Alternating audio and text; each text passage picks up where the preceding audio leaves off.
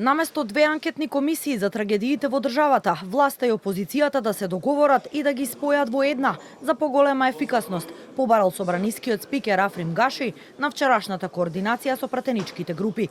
Двете иницијативи, едната од опозицијските СДСМ и Левица за трагичниот настан во Кочани и другата од владеачките ВМРО ДПМН Вреди и знам, со која покрај за Кочани се предлага да се разгледуваат и другите трагедии со модуларната болница Дурмо Турс и Ласкарци, се ставени на дневен ред на утрешната седница и пратениците ќе го имаат последниот збор.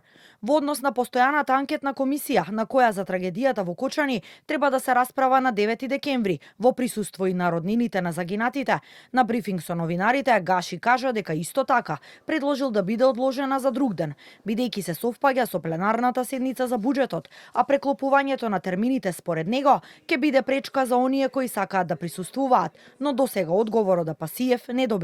За анкетните комисии за трагедијата во Кочани, лично мислам дека може да имаат некакви последици врз судскиот процес. Сметам дека доколку има политичка одговорност, таа ќе излезеше на површина и во текот на судењето. Но како претседател на собранието морам да го почитувам деловникот и секоја иницијатива што уредно ќе биде доставена да ја ставам на одлучување.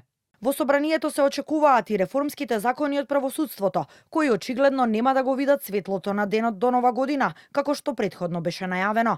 Додека собранието уште ја чека финалната верзија од владата и Министерството за правда за нов изборен законник.